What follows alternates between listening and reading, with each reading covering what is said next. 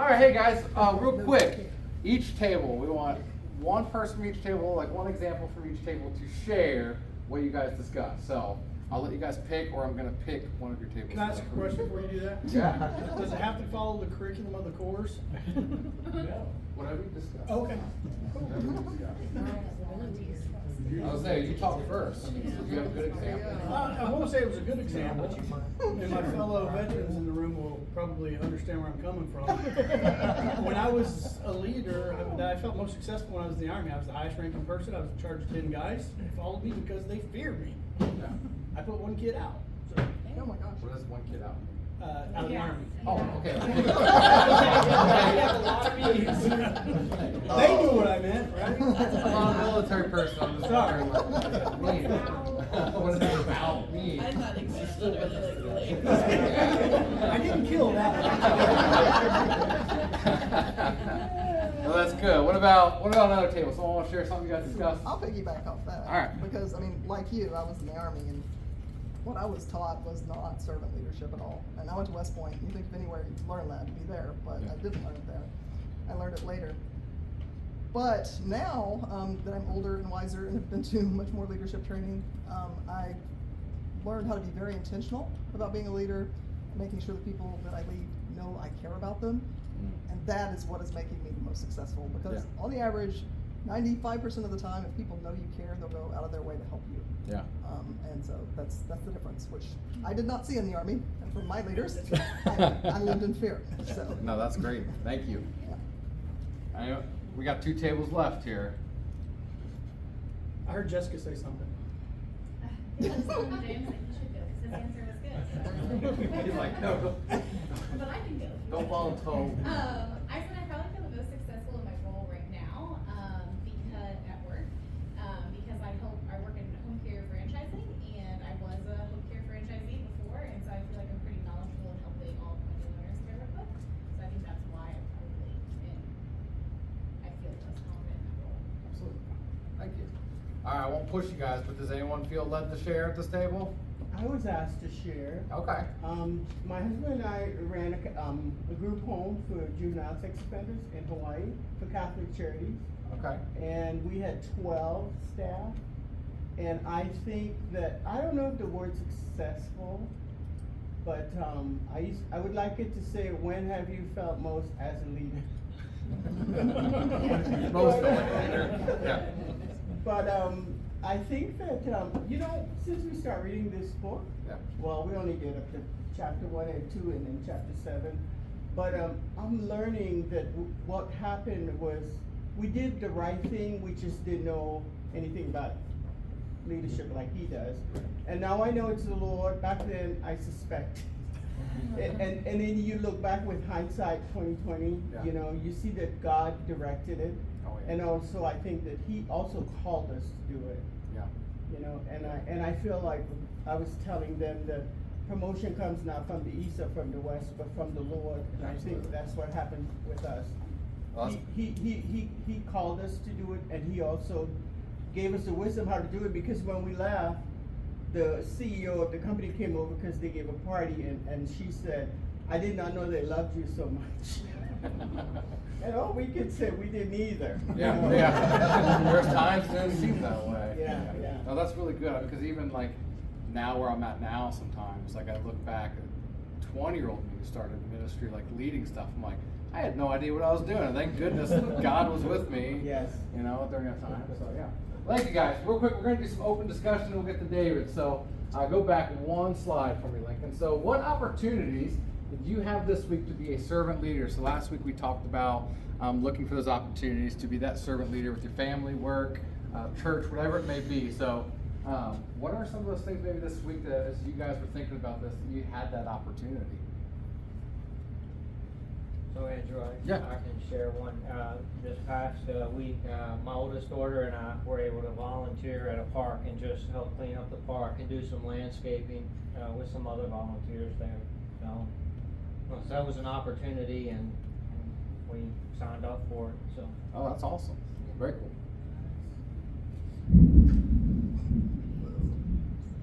I got one. Oh yeah. So I left my section of 12 people who were a bunch of psychologists and engineers for the Air Force. I switched jobs, and so I actually told them that I loved them. And so, because I do, I care Yeah. about those people, they're Yeah. awesome. But it's a really strange thing to say in a work environment, and I wasn't sure I was gonna be able to say it, but even Yeah. though I felt it, Yeah. I did it anyway. Okay. That's good for people to hear that. So, I mean, it is shocking because, you know, It's shocking. to some people, because they're like, people love me, or, you know. Mhm. That's cool. Anyone else want to share anything? I feel like I'm a servant leader by just cleaning up my kids' toys all week. That's what I call myself. Sam and I make a joke. It's like we can either have a clean house and not do anything, you know, because all we're doing is cleaning. It's like going up behind the kids. So yeah. All right. What did you learn or notice from your assignments this week? Anything from your readings or post discussions that you guys want to share out loud? And if not, we'll get on to David. All right, David. You gotta be more comfortable with silence. Oh. All right. Let me get some more silence here. Draw it out of it. Yeah, make us uncomfortable, just be Yeah. real quiet for like 10 seconds. I'm good at that sometimes. Like with teens especially, I like to make them feel awkward until they start talking. Right, y'all had like a whole bunch of really good things that you said on Facebook, so somebody share something. Cause not everybody saw that Nicole was posted on Facebook, so. Go for it. I just thought it was great in chapter 7 that a true leader serves people, serves their best interest in so doing. But this is the part that I boxed. I said they will not always be popular, but you can't let that. You know, you have to kind of expect that if Yeah. you're doing your job well. Sometimes you're not going to be liked, and you can't try to do things well inauthentically, Right. so that everybody likes you. Right. So I thought that was important. I was gonna be the popular one sometimes, trying to be that servant leader. Yeah. I liked the momentum piece in the video. It was, I mean, we know that, but I haven't heard it like explained through the leadership role. And so that was really cool for me. I found it, like what you said last week with the I do, we do, you do, at least you have 5 points, I do 3. But I get there's more. But it was funny hearing you say that through the spiritual sense, because in schools, we try to do inquiry-based teaching, which is very much what we're trying to talk about here too.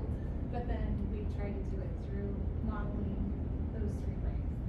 And then hearing you kind of bring that in through the spiritual sense, I never really thought of it that way.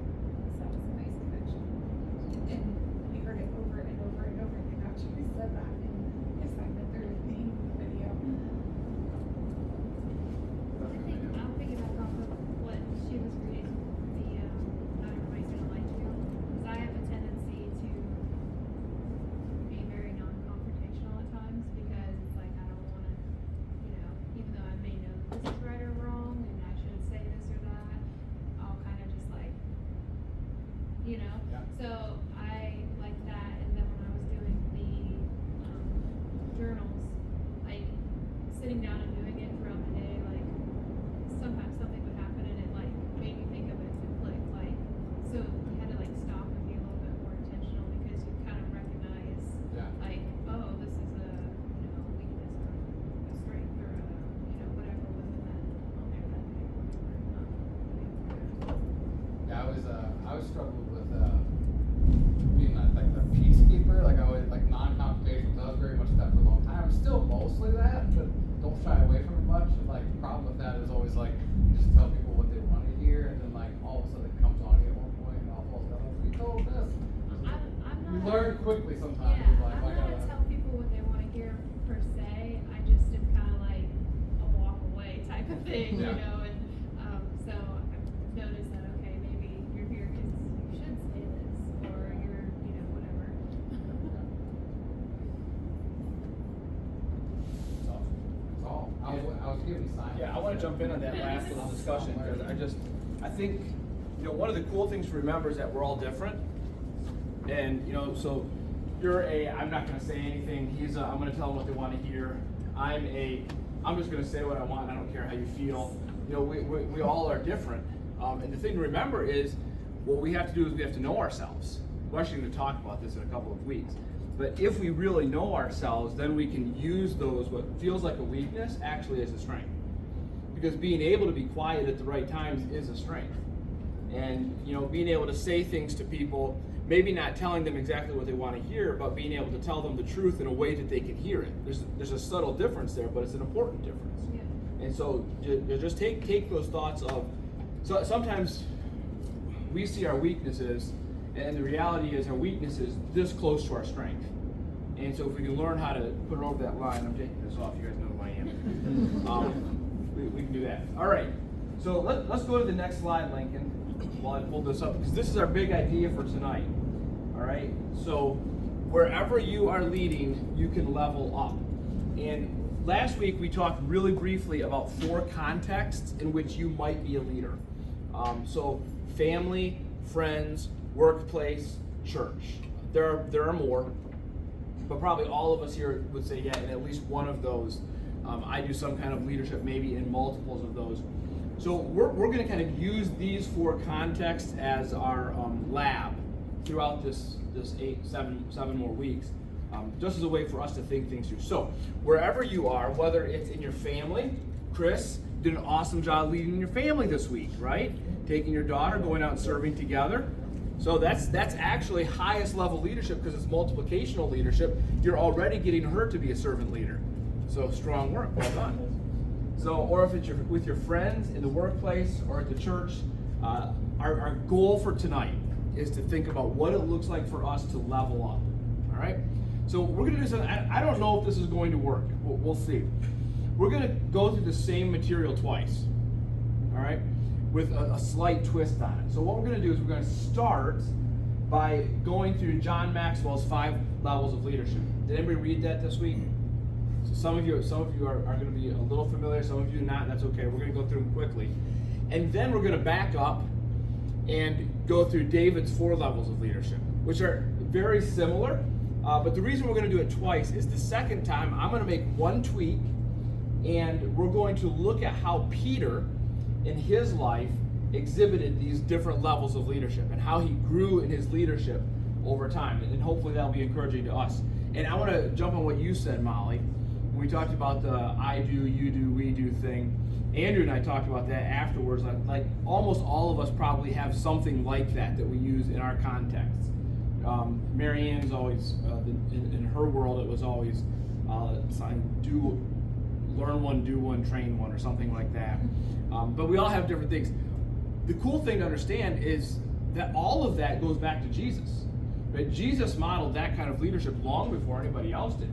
And that's just an opportunity for you if you're in, the marketplace or at work or wherever, and you're talking about leadership principles, and something comes up, you're like, hey, you know what? I didn't know this before, but I've discovered, or I've learned, or I've seen. Jesus actually modeled that kind of leadership. I'd love to show you more about it. And just right like that, you can jump into spiritual conversation. So that's one of the reasons we want to do in this class, is take all of these principles back to Scripture and show you how they appear there. All right. So that said, let's run quickly through John Maxwell's 5 levels of leadership. The first is position. People follow because they have to. Merle, this was you. You're right. Yep. This is military, right? They gotta follow you. Otherwise, you're gonna put them down. Or out.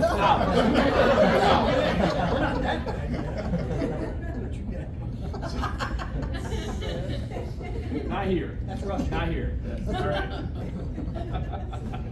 So the positional leader, they lean on their right to lead. Let's just say none of these are bad, right? Everybody's got to start somewhere, right? Even if you're working in high school at Burger King and you're the fry guy, and then one day somebody comes and says, hey, do you want to be an assistant manager? Well, what does that mean? Well, you're still doing the fries, you just get a little bit of a raise and it says assistant manager on your badge. So it's just a title, but it is a step up, and now all of a sudden you've got a little bit of responsibility and people have to listen to you. And it's your first step in your journey. So in some contexts, you may be at this level, and and that's cool. But if you are, then you want to look to level up. And the second level is permission. And so what John says is that people follow because they want to, and this is where the leader's leaning more on their relationships, right? People, I think, I'm not going to get the quotation exactly right, but before people will follow you, they want to know you, right? And once they do, like, you'll follow a jerk if you have to, right? If they've got the position, then you have to follow them. But if you have a choice, you're not going to follow a jerk. And so the second level is, relational, that it's permission. The third level is production. People follow you because of what you have done for the organization. So these are, people they're people of action. They're high intensity. You think of, to go back to the military, the leader who charges into battle at the front of the troops, right, instead of at the back. So it's like, hey, this is somebody I want to follow. This is Tom Brady, right? Tom Brady was a middle to bad college quarterback for a bad college team. He was drafted in the 6th round, and he really wasn't much, but the reason people followed him was not because he was good looking, although he is, right?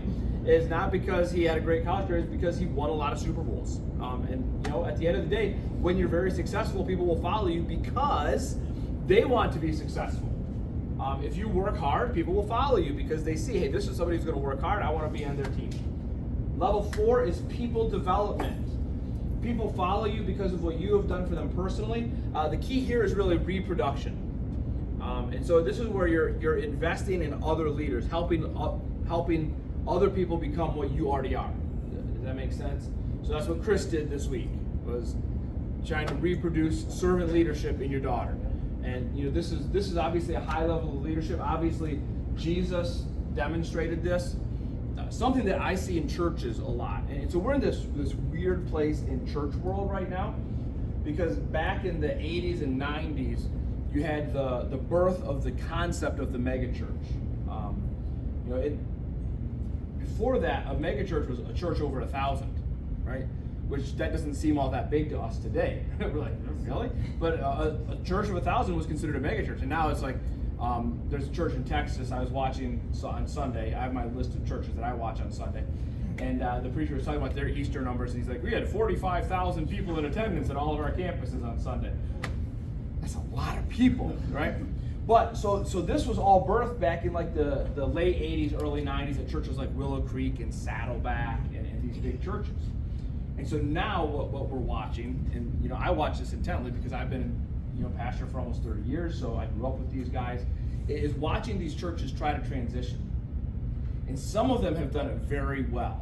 So Rick Warren, when he stepped out, Andy Wood, is that right? Andy Wood stepped in, but it was a really long process and very involved, very intentional. Willow Creek fell apart because Bill Hybels crashed out and there was nobody to pick up the pieces. And so you watch these churches all over the nation. I know somebody gets like, I don't know anything about any of these churches. That's okay. This is my world. So, but essentially the churches that have been intentional about reproducing are the ones that are able to go through transition seamlessly.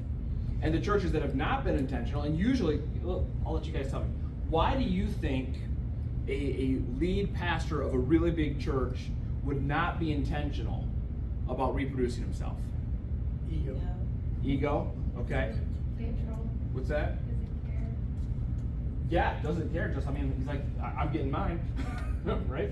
Okay. Any other thoughts? Good job that you be there forever. Yep. They have, this no sense of mortality at all. Other thoughts? I think it's often driven by fear, which maybe is an offshoot of the ego. Like if I let this person who is really talented and I give them too much platform time, they're going to replace me. Kind of the Saul David thing. But to be a leader that reproduces and develops others, there has to be humility, there has to be intentionality. You have to have courage. You've got to be willing to be open and authentic to those people. We'll talk about all that as we go. 5th level is the pinnacle level. And this is where he says, people follow because of who you are and what you represent. And in his books, he names, his pinnacle leaders are like Jesus, Gandhi, and John Maxwell. Which I think is funny, but I mean, in truth, he's known around the world as the leadership guru of our generation. So I guess he's earned that. But the idea is, just that you just have hit a certain level, and people will follow you just out of respect for who you are and what you've accomplished over the years. He would say this level is probably one that's only reached by 1% of people, and he would actually say this is the level most people should shoot for, is to get to there. But the idea is you move along as you go, right? So those are John Maxwell's 5 levels of leadership. What I want to do tonight is reformat that a little bit and go with 4 levels, and I'll explain the change I made. I just took Pinnacle right out because I'm like, well, that's not for any of us anyway, because we're not 1%ers. So we're just going to go with 4. But we're going to walk through the life of Peter and kind of look at Peter and understand how that works, and then we'll get to talking about the different contexts. So here we go. Level number 1 for my modification is the recognized leader. And this is very similar. It really leans into the concept of title. And here's a really good warning for all of us. If the most important thing for me is to have a title, I'm a low-level leader. Does that make sense? In fact, I don't know if I said this. I don't think I've said this in this room.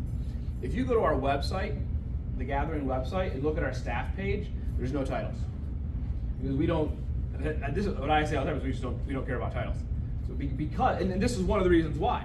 Is because I want everybody on our staff to be a high-level leader, and if you're really concerned about my title, then you're not going to get there. So I don't know how many of you guys call me Pastor David. A few of you do. That's okay, but I am just David, and it makes me a little uncomfortable. But so in Luke 22, and what's funny is, if you remember, this is right around where Jesus has laid out what servant leadership is, right? So Jesus talks about servant leadership, and this is what servant, and then a dispute also arose among them as to which of them was to be regarded as the greatest. So Jesus says, if you want to be the greatest, you got to be the least, right? If you want to be the greatest, you got to serve and serve. And so they start arguing, well, he's talking about me because I'm the greatest, right? And of course, Peter's a part of this, and because of what we know about Peter, we can imagine how brash he is. He's the guy who just says whatever he thinks, doesn't care about what everybody else thinks. He's like, wow, this is what's thinking. James and John, at this point in their lives, haven't been sanctified yet by the Holy Spirit, and they're known as the sons of thunder, right? So John is I'm going to get off topic here. John is such a wonderful transformation story in the Bible, because at one point in Jesus' ministry, there's this town that doesn't like Jesus, and they kind of they reject him, they don't accept him, and James and John are like, Jesus, you want us to call down thunder or call down fire on them? Which A, is funny because they thought they could, right? But maybe that says something about their faith. But B, it's also funny because how badly they misunderstand Jesus. But what's really funny about it is that John becomes the guy, when you read the book of 1 John, it's like love, love, love, love, love, right? Everything. If you don't love, then you're not a Christian. You don't know Jesus if you don't love. Everything is about love. So just this amazing transformation. But anyways, so here they are, and what they're most concerned about is who's regarded, which is what do people think about me? That's this level. What do people think about me? And this is a hard thing to get past if you're really worried about people giving you the proper respect, doing what you want them to do, and that's the way you're thinking, you're going to struggle to get past here, but you want to get past here. So the second level is the results leader. Here's what I have inverted John Maxwell's list.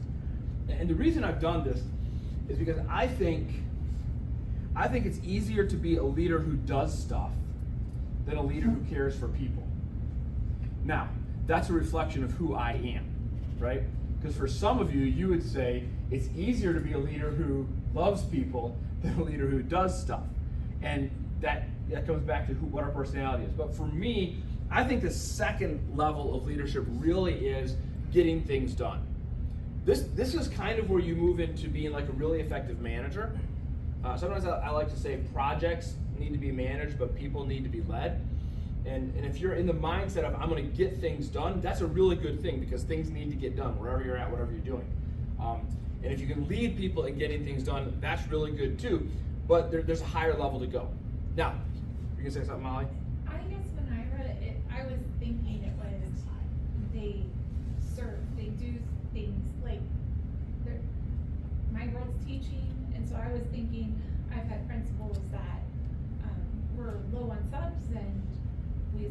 deal with it and somehow man up.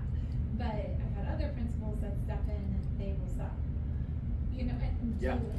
Versus getting things done, it's more they come alongside and serve Yes. with you. So Yeah. that's what I was thinking when I read that versus getting a checklist done. I think you're right, that it is very much, because it's not just getting things done for the sake of getting done, it's getting things done that need to be done and that should be done, and that are good for the people you're leading. Okay. So in fact, that's what we see here in Peter. So Matthew 16 is where Jesus is saying to the disciples, hey, who do people say that I am? And they're like, they don't know, they have no idea, they think you're a prophet, they think this, and then he says, well, who do you guys think that I am? And of course, Peter always jumps in, you are the Christ, the Son of the living God, right?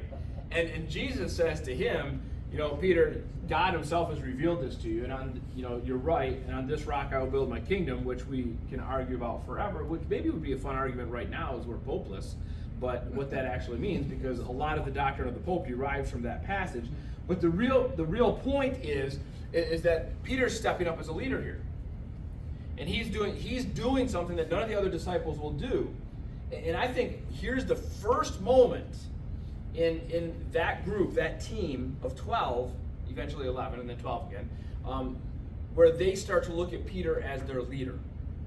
Now he's going to really step up in Acts 2, right? In Acts 2, after the Holy Spirit comes, Peter's the one that steps up and preaches the big sermon. And thousands of people repent and believe in Jesus. But why is Peter the one that they all look to preach that sermon? I think it actually goes back to here, is that Peter has begun to demonstrate himself by being willing to do, to not just sit back and watch, but he's doing, and so he is now becoming the guy they lead, because they say, this is the guy that can help us accomplish Jesus' mission, right? And then again in Acts 4 and 5, we see Peter again as the de facto leader of the early church and of the disciples. Remember, they all get hauled before the Sanhedrin, and they're like, you guys got to stop talking about Jesus. And Peter is the one that steps up and delivers the great line, we have to obey God rather than men. And so Peter is at this point now become the leader of the church, because he's the one that's doing something for the church. So, easy thought here. If I want to move from being just a positional leader to being a relational leader or a results leader, then I have to do something, right? I can't just simply rely on the fact, well, I've got a position, so I'm good to go. You have to begin to say, how do I, again, adding value, not just adding value to people, but adding value to the team, the organization, wherever you're leading. Now, as you do that, and if you do it well, you will be a relational leader. Like, I think the thing to remember is the second step and the third step, they kind of do this thing, which is why John Maxwell goes one way and I go the other way. But that brings us to the third one, which is the relational leader. And the relational leader, I go to Acts 10. Here is where Peter is praying on a roof, and he kind of falls into a trance, and God comes to him and says, hey, look at all this food over here, all these animals, kill them and eat them. And Peter says, no way, it's all unclean, God, I've never eaten anything unclean. And God says, what I've made clean, do not call impure. This is the passage when everybody gets to eat bacon. Right? Up to this point, the Gentiles could eat bacon. Does anybody know where in the Bible it tells us that we can eat bacon? In that chapter. What's that? It does here. But if you go all the way back to Genesis, right after the flood, so as we're going to be in Genesis 7 or 8, as they're getting off the ark, one of the things that God says to Noah is, you may now kill and eat animals. So it is my theory that up to that point, humans didn't eat animals, at least they weren't supposed to, but after that they could. So as long as you're not under the law of Moses, bacon's okay, starting in early Genesis. All right, nothing to do with our topic tonight. The reason God tells Peter this is because he wants Peter to go to this guy named Cornelius and talk to him about the gospel. So who's Cornelius? Anybody know? Centurion. An Italian Lord, yeah. Yes, he's an Italian Roman soldier. So do the Jewish people think of him as a good guy or a bad guy? Good guy. He was a good guy, but if you're not a God-fearer, he's a bad guy because he's the enemy. He's the one that's subjecting your nation. The Romans were an occupying force in Israel. So this is who Cornelius is, but he's a God-fearer. This is what Acts 10 tells us. He's a God-fearing man. We can assume that he was a good, benevolent military leader, but God appears to him and says, send your men to Peter. So as Peter's coming out of this trance, there's a knock on the door. He goes downstairs to these people. They're like, hey, our master Cornelius wants you to come and talk to him about God. And Peter puts 2 and 2 together. Okay, that's why God said this. He wasn't actually talking about the food, although that's great. He was actually talking about the Gentiles. And I'm going to now take the gospel to the Gentiles, which, more detail than you asked for, but I can't help myself. Acts 1:8, right? Wait till the Holy Spirit comes upon you. When he does, you're going to go to Jerusalem, Judea, Samaria, and the ends of the world. By the time we get to Acts 10, the gospel's gone to Jerusalem, Judea, and Samaria. So this is where the gospel moves from Samaria to the ends of the earth, because now it goes to the Gentiles. All right, so just fun stuff there. So Peter goes to Cornelius. He tells him, and then there's this big uproar, because all the Christians to this point are Jewish people, right? Jesus was Jewish. All the Christians are Jewish. They're like, whoa, whoa, whoa! What Peter did? What?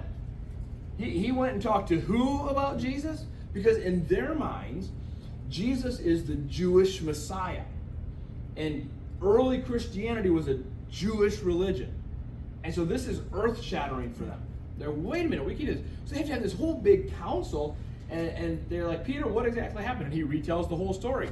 And after he tells the story, they all go, huh, well, I guess if God wants to save the Gentiles, that's good too.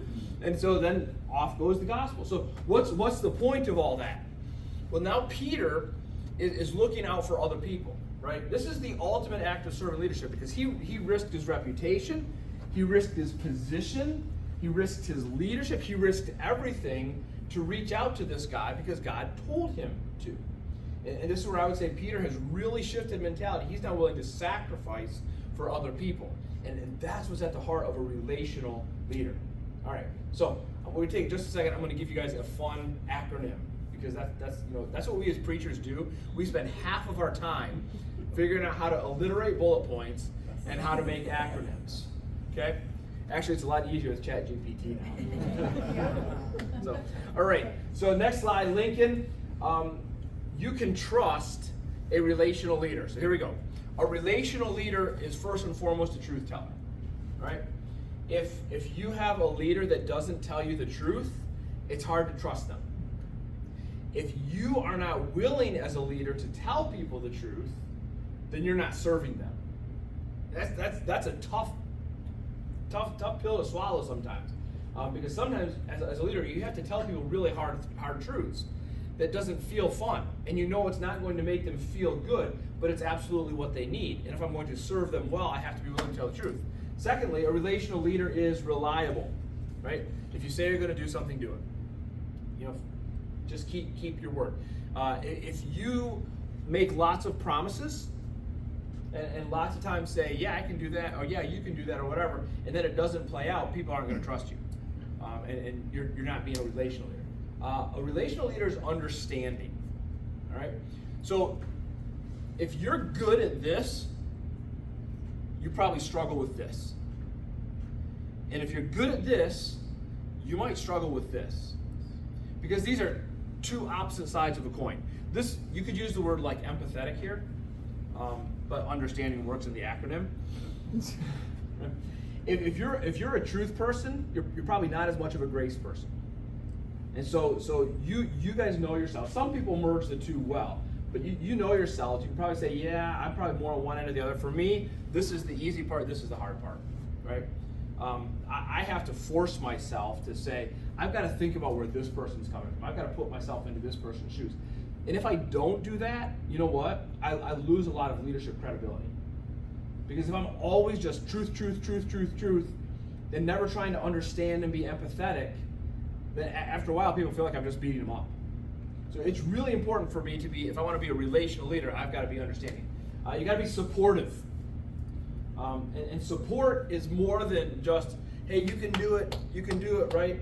It means you're providing resources. It means you're doing what you can to help it. You're encouraging, you're correcting, you're doing all of those things. And then you have to be transparent.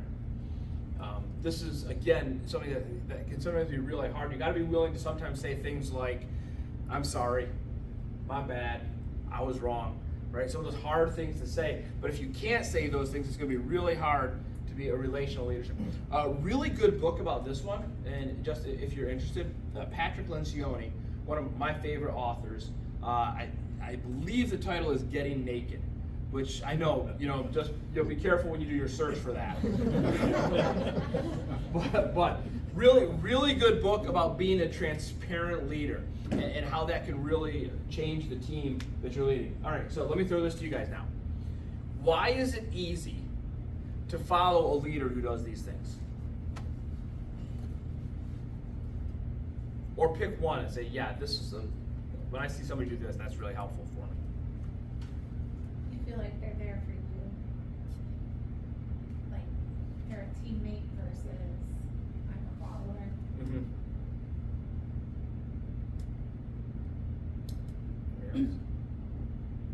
None of those things have to do with the actual leader, they all have to do with their relationship towards the other person. So they're all external. Yeah. Which is, if you go back to the recognized leader, that's pretty much internal, right? It's all about me. Results is a little bit of both, but now it really is. It's not about me at all anymore. That's a good observation. I like that. They can trust them because they know that they're telling the truth, they're reliable, they understand them, they're supportive, and they're.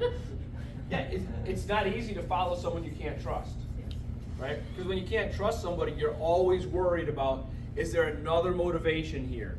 Is this a setup? Is this, something bad's going to happen to me if I follow this person? So building that trust is so powerful. All right, let's go to the next one, which is the highest level, the reproducing leader. This is what I would say Jesus' model of discipleship is the best way for me to think about this. He said in Matthew 28, go and make disciples of all nations.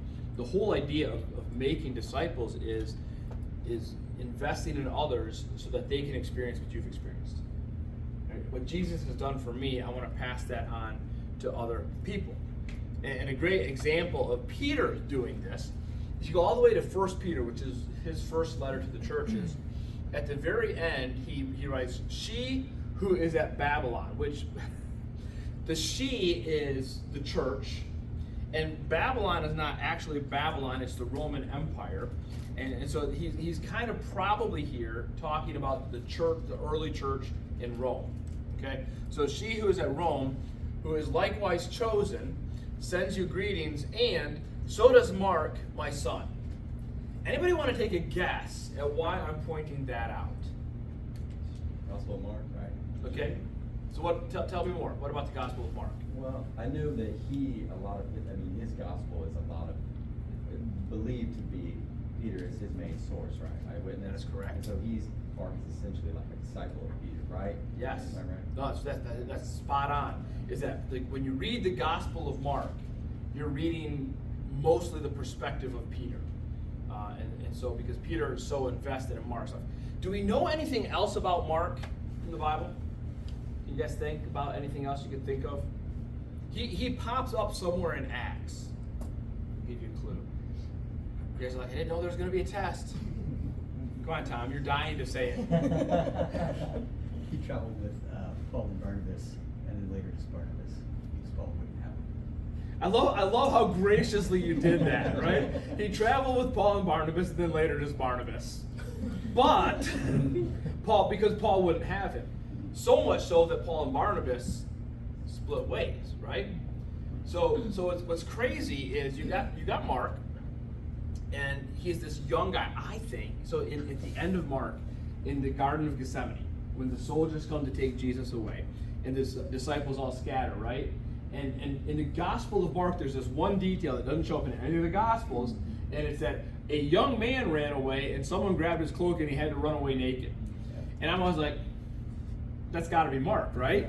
I mean, it has to be him. Like, how else does he know that?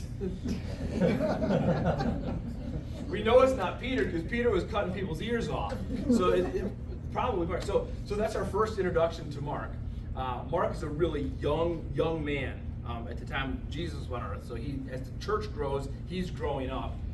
He gets to go with Paul and Barnabas on a mission trip, and apparently doesn't do so well. Probably bails out on them, And so Paul's like, okay, yeah, you're not cut out for this. You can't come anymore. He and Barnabas get into a big fight. So Barnabas takes Mark with him. But, cool thing, at the end of, anybody remember the one of Paul's letters? And I can't remember which one it is. At the end of one of Paul's letters, he actually writes, and send Mark to me because he is useful to me. Which is this awesome, again, it's like the transformation of John, right? Where it's like Mark goes from this guy that Paul was like useless, now Mark is useful. So the question is, what happened there? And I would argue that what happened there is that Peter invested in him. Because he and Mark sat down to write the gospel together. He writes this, so Mark is with Peter when he's writing the letter of 1 Peter. And so I think that Barnabas is probably a part of this too, but Barnabas and Peter say, hey, here's a kid, we think there's still some value here. And we actually think Paul is wrong. And so we're going to invest in him and we're going to multiply. And what you end up with Mark is not this useful kid who bailed out and got abandoned, but the one who gave us the shortest, most concise gospel. Maybe the first of the 4 gospels that was written. So just a cool way that Peter invested. So that brings us all the way back to our original big idea for the day, which is that wherever you are leading, you can level up. Here's what I want us to do with everything we just talked about. So that was all just kind of like a content spill.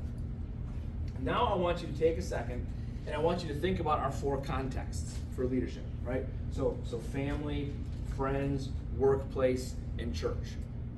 And recognize that in all of those contexts, or anywhere else where you may lead, you might be leading at different levels in different places.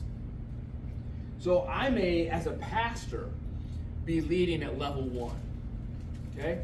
But as a father, I'm knocking it out of the park, I'm at level 4. And as a husband, I'm only at level 2. And as a soccer ref, maybe I'm at level 3, right? So as all these places where I lead in different contexts, I might be leading at different levels. So one of the things that we need to be able to do in our own life is to be able to evaluate ourselves and say, what level am I leading at right now? In my context, what level am I leading? And rather than try to fix everything all at once, maybe pick one place and say, in this area of my life where I'm leading, what level am I at and how can I change? So let me give you some questions that can help you evaluate where your level of leadership is, okay? So here we go. Are people following me because they want to or because they have to? Oh, they're already there. Because they have to, right? So just think about it. Like in the context that you're thinking of, do people follow you because they want to or because they have to? So like, are people dying to bail out of your team or are people dying to get onto your team? Which isn't. So that helps you think about it. Are people around me experiencing measurable success as a result of my leadership or efforts? So make sure you understand it. I'm not the one experiencing the success, right? Are the people around me experiencing success because of my leadership? There's this temptation sometimes, because we're human and we're prideful, that we want to be the one that gets credit for the success, and we want to be the one that has the success. But as you level up in leadership, what you discover is, actually, I'm a better leader if I'm not getting credit. If people are coming to me and saying, hey, that guy in your team or that girl in your team, they are really knocking it out of the park. That's not a place for me to get jealous and upset. It's a place for me to say, sweet, all right, I'm leveling up. That's good. Next question. How much do I know about the people I am trying to lead? So I can't be a relational leader who is trusted if I don't know anything about the people on my team.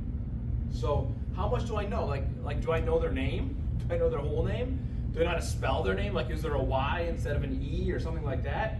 I guess it'd be instead of an I, most likely. But do I know their kids? Do I know who their spouse is? Do I know what their hobbies are? Do I know what they do on the weekends? All these things. How much do I know about them? And the last one is, are the people around me becoming better leaders? If I'm really doing well as a leader, then the people around me are slowly going to be surpassing me. And when they do, that's a really good thing, right? Like, I am so glad that people surpass me. So when Andrew starts preaching more than me, then you guys know I've done my job. You're not going to. I'm the lead pastor. All right. So using these 4 questions is it a good way to kind of evaluate where you're at. And what I want to wrap up tonight with is kind of give you, this is my favorite part of what we're talking about tonight, what I think is your secret superpower for leveling up your leadership, okay? And it's this, it's listening. I think that listening is the secret to leveling up in leadership. And here's why. Listening enables you to know yourself. One of the most frustrating things in the world is to get interrupted, right? I mean, you hate it when people interrupt you. And if somebody always interrupts you, they never hear what you're trying to say. And if you always interrupt people, you never hear what they're trying to say. And if they're trying to communicate something to you about the way you lead, and all you do is interrupt, then you're never going to know. If you can learn to listen well, you'll pick up clues, you'll pick up hints, and people will tell you, hey, you're doing a good job or you're doing a bad job in this way. But if you can't listen, you can't figure that out. Listening enables you to learn others' needs. If I want to be a good relational leader, if I want to know what the people around me need, I have to be able to listen. Because as I become a better listener, they'll tell me. Listening enables you to evaluate your progress and others' progress. Again, this goes back to this first one, right? If I can't listen when people are saying, hey, I'm not sure this is working, I'm not sure we're doing this the right way, I'm not sure that what you're saying to me is right, if I can't listen and hear and understand and apply that, then I can't lead well. And then the final one is listening enables you to make more informed decisions. I have not always been a good listener in my life. I think I've gotten a lot better. Because this has been like an area of focus for me for a decade now, of saying I need to learn to be a better listener. And I think I'm getting better. But when I was young, I made some dumb mistakes because I didn't listen. And I'll say more about this in a second. But I didn't hear what people were actually saying. And because I didn't really understand what they were actually saying, I didn't really understand the situation. And because I didn't really understand the situation, I rushed into something that I had no business rushing into and made terrible decisions. And the outcomes were bad because I didn't listen well. So, let me take you to one of my life verses in James 1:19. Know this, my beloved brothers, let every person be quick to hear, slow to speak, slow to anger. This is one of those things I think I should probably teach this 5-6 times a year at church, because I think it's so life-changing. This practice of being quick to hear and slow to speak. So you guys have heard we all have 2 ears, 1 mouth, so we should listen twice as much as we speak. And I just think learning this practice, because this doesn't come naturally to me at all. I am a quick to speak person. So I'm gonna tell you a story. I think I can do this. So I told you last week that I had this opportunity to talk to somebody, and so I decided to say yes. I wasn't sure I had time. It turned out I didn't have time because we talked for 2 hours. And I actually talked to it was a couple, and they're in a situation that's just a really, really rough situation. It involves their church, it involves their family, it involves a mixture of the two. There's just a lot of stuff going on. And I listened, and I listened, and I listened, and I listened. And as I was listening, what I was realizing was, this guy's not listening. And the person that he's got the issue with isn't listening. And I could pick this up because I was listening. Like I for the first hour, I said almost nothing. I asked a couple of questions. I just listened and listened and listened. And then I was going to say, have you thought about this? Have you thought about this? Have you thought about this? But what I discovered was you had a lot of quick to speak and slow to hear going on. And this is what happens most of the time in conflict, right? Is we're quick to speak. And so here, this is one of the reasons I love the quote by Stephen Covey. So let's go to the next slide. I modified it a little bit, but listen to understand, not to respond. When you're listening, the goal is not to say, I'm going to come back with a better comeback than what you just hit me with, right? The goal is to understand what they're actually trying to communicate to you. And sometimes people don't know what they're trying to communicate to you. And so they're going to say something to you, and it's going to sound awful, and it's going to sound like they're insulting you, and that's not their intention. That's not what they're trying to do. They're just not necessarily good at getting out the right words the first time. And so the best thing in the world that you can do in a situation like that is to be slow to speak and quick to listen. So Be curious before you draw conclusions. If somebody says something to me that feels like it's an insult or an attack, or I feel like it's not true or anything like that, one of the things I try to do, and I don't always get it right, but one of the things I try to do is to follow up with a question. Let me try to understand what you're saying. Is this what you mean? When you said this word, what did you mean by that? When you said this phrase, now we talked at the beginning like how tone can often be a problem. So you have to make sure you're doing this in a way that doesn't feel like you're grilling them, right? You're not the police in the room shining the light in their eyes trying to get them to confess something. It's I'm trying to ask this because I really want to understand. So here's my kind of my go-to rule. If you haven't asked any questions, you haven't finished listening. Because the final question you should ask should always be, are you saying, and then restate what you think they're saying. And if they say, yeah, that's it, score. Now we can have a conversation. If they say, no, that's not exactly it, I'm not done listening. Does that make sense? So questions are your superpower for listening, and listening is your superpower for leading. So, goal for this week is to be a listener. On Sunday, we talked about the mirror and the window, and paying attention and being a noticer. Same concept. Be a listener. Listen to the people around you. Even when they're not talking to you, be listening. You will be shocked at how much you learn. All right? And with that, I'm going to listen to you have a discussion. Yes. All right, so we're going to have our discussion at our tables here. The question is, think of the context in which you have an opportunity to lead. In which of these contexts are you leading at the highest level? Why is it that? And which context are you leading at the lowest level? So the same context we talked about last week with the family, friends, work, church. Talk to your tables for a few minutes here about where in those are you leading at the highest and where are you leading at the lowest, and maybe talk why is that, all right? So a few minutes and then we'll talk out loud together. And no one's going to judge you, so try to be transparent, because that's one of the things that builds trust. Truth telling.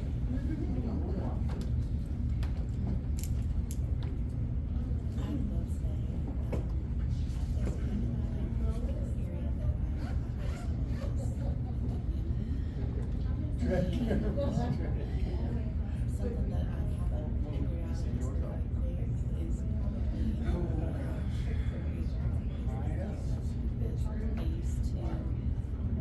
back because I feel like it's important that the young teachers can really get those opportunities that maybe I used to always do. I mean, I'm kind of like giving it over to them and stepping back in my twilight years, if that makes sense.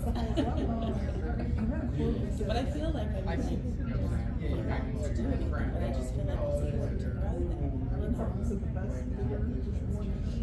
So I guess it sounds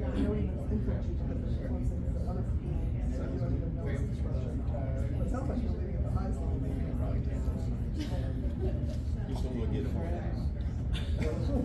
It's hard to say like well, I feel like it's not hard. My name's next to my friend. Because I used to be like involved so much, but I just feel like So my I have other things outside of this, and so it's like someone else is to step up and I know. So I feel like right. So whereas maybe I would have led the curriculum team or anything, I was like, oh, there's like 7 other girls that have been here for 5 years and we're able to actually lead at that level, so let's let them try. And you just say, okay, look, it's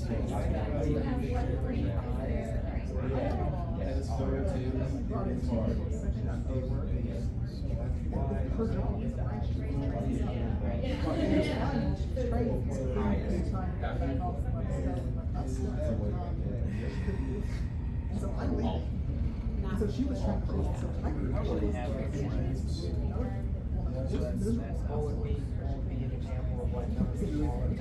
And what you're doing. She's not really listening. That's what you've done. I do. I'm like, but then I'm like, maybe I should do more. So for family, I have some work on that. Yeah, but there's still After reading a little bit so far and seeing the videos, I think I'm doing pretty good at work. Not surprised about it. I think I'm doing better than I was thought. I think it's working because when you can't see Bridget did. I feel like different generation. Then it posted the job for myself. And it was, everything on there was what I've done in. If I can do this job better than I can. We left out our friends. We lived in Hawaii. Looking back, I think I still think the same thing, but I'm starting to get the information by looking at this, what the steps, the pilots, other That's things. our church. I did do something, I made the right decisions. That's why we said, that building. yeah. We're looking for a spot. I just We feel like the Lord has us here. I thought one thing we called. One guy introduced his wife one time, she's my boss. Boss is about to die. He's older than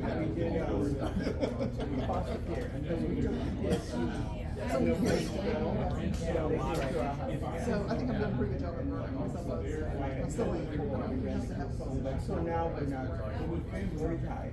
But the family thing is kind of confusing. We're retired from the army and government. And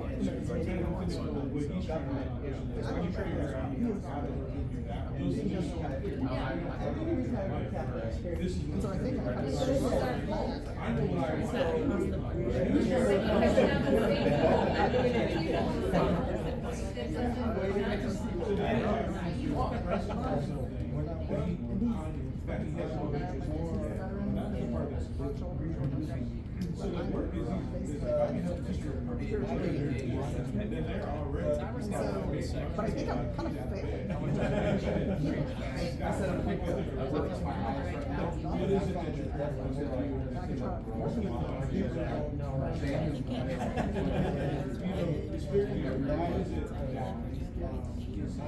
I just don't, I feel like I'm at a low level.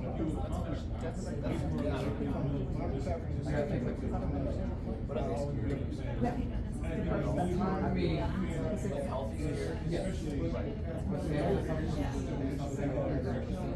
Because when I was so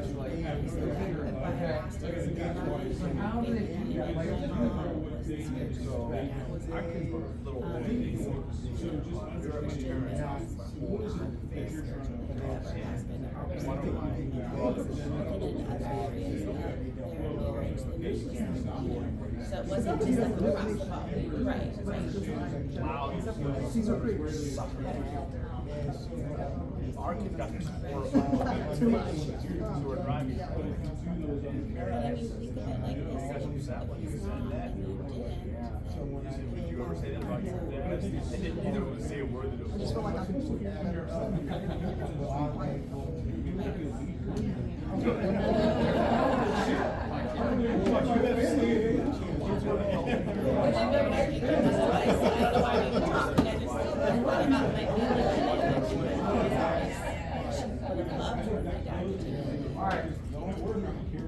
All right, guys.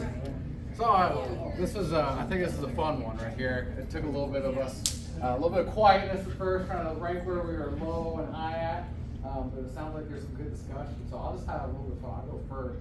I was telling Lincoln, I said, Sam was here. I bet she'd have a lot easier job ranking me than I do myself. But even for me, I think where I probably rank the highest right now is work, which also is also church.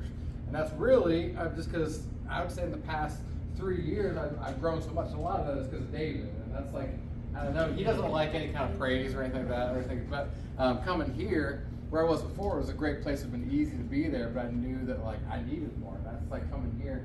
I told Sam the other day, I was like, I feel like so much of a better pastor than I was 3 years ago. And a lot of it's just because I've grown here. Middle, I'd say family. And I think it's a lot where my kids are at because they're young. And so like they're very much like, all my kids are mommy's kids. So like anything goes wrong, they want mom. And I'm like, what about me?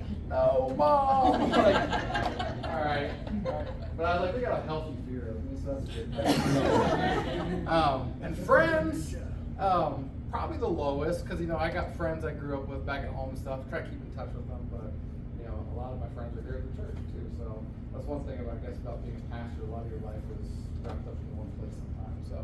Well, I wanna hear from you guys. Does anyone wanna share kind of what you guys talked about it and why, and maybe where you can work on some of these areas to gain higher leadership in some of these areas?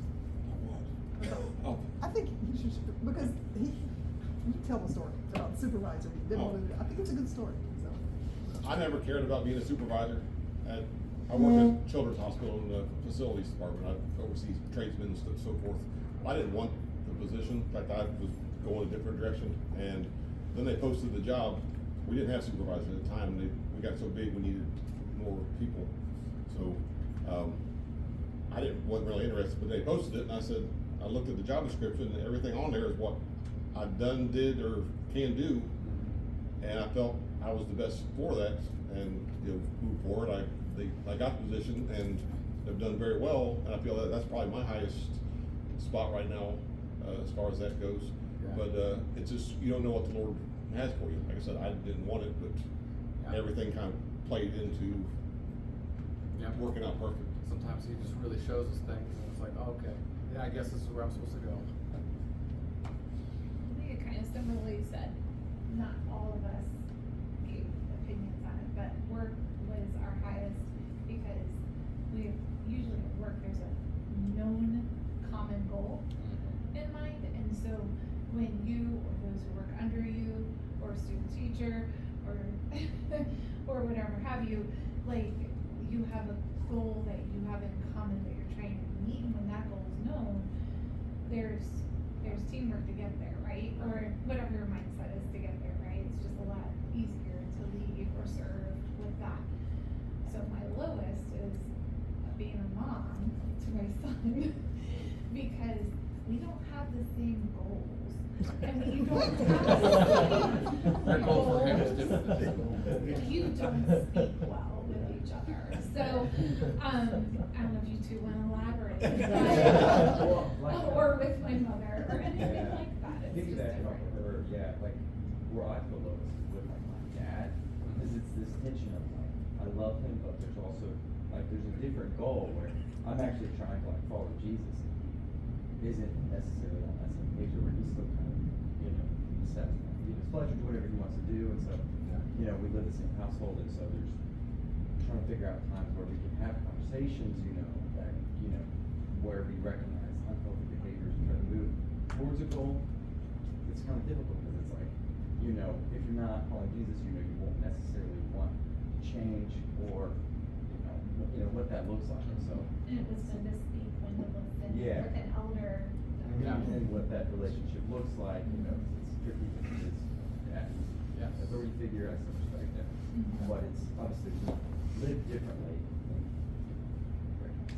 Yeah, Tricky. it's difficult when Yeah. you have a believer and unbeliever, but then when it's family, Yeah. you still love him, respect him, but you feel this call in the ministry too, Yeah. so it's difficult times. And watching you talk right now, I'm like, you'd make a great pastor because you use your hands a lot. Grace pulled me out on that, and I was like, did I actually do that? I never realized that. Yeah. Liberty's already working for you.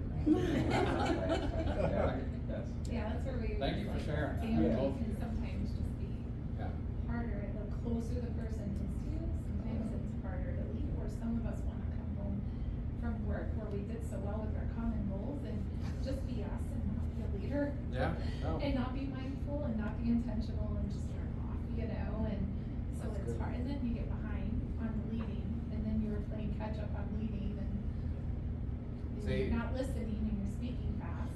I was just saying, with my family, I feel lowest because they're young, so I was thinking maybe when they get older, but now that, I'm like, actually, I was probably not getting any better. I'm not gonna get any easier with my kids. It is easy if you ignore it all. I think that's kind of a foreign concept to be leading at home. I think most people don't, if you said that to the general person, they would say, when I go home, I'm not leading. When I go home, I wanna relax, or I wanna, it's the total opposite of leading, right? They wanna turn off their brain, they don't wanna keep it on and stuff like that. So, it is, but I agree, I think family relationships are the hardest. Yeah, and it's hard too, like, cause like, for me, like decompressing from work, cause still be in work mode with your kids or your wife or your husband, and when you do decompress, then I'm like, I just want to sit down and watch TV right now, you know, and feel bothered. So. Anyone else want to share anything? So I can give the other perspective, cause, you know, sometimes, you know, when I'm talking with my mom, you know, she loves to give me advice. I'm 45 years old. She loves to give me advice, but I'm always reminded, you know, the Bible says honor your parents. And so that sticks with me, and so then I told God about it, and said, well, you know, honor my parents, okay, but she's telling me this, and so I can just understand and also give from the other perspective as well, that, yeah, it's sometimes it's just confusing, you know. Oh, yeah. So that never stops either.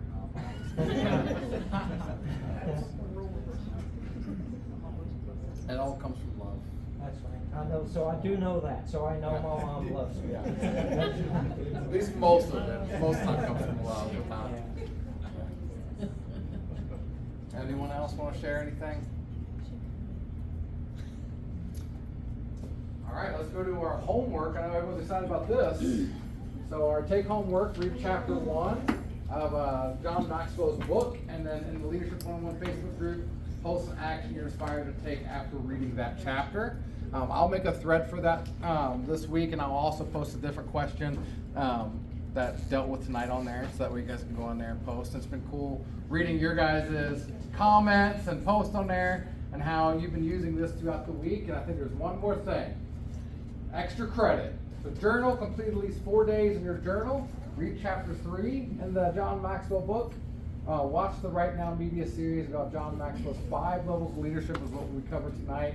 And in the Leadership 101 Facebook group, post one quote from the book and comment on at least 2 other people's posts. Again, it's like that whole college thing, if you guys ever took online classes. Comment to someone else's thread. Huh? Can you see the first one? Oh yeah, go to the first, Are you you go back to the first sending slide. us this in an email? Yeah, like last time. Yeah. I'll send you the With the link links, and just like that. the Yeah, Twitter. What's that? With the links, That's just good like you did for the That's great. Yeah. I'll say you'll go to the next one real quick. If anyone's taking pictures, you can take a picture. But I think that's everything we got for tonight, guys. Is there any questions you guys have before we wrap up? Do we get extra credit if we know who Johnny Cocky? She asked me right before the class. She said, "Who is Johnny Cocky?" Just wondering. You do in my mind. For who Johnny Cocky. It all counts. You Yeah. get double your normal rate. All right, guys. Hey, it's been awesome having you guys. Hopefully, you guys learned something. I know I learned something tonight, and we can take it and apply it into our different contexts of our life this week. We'll see you guys next week. Or no, Sunday. Sunday, not Tuesday. Sunday.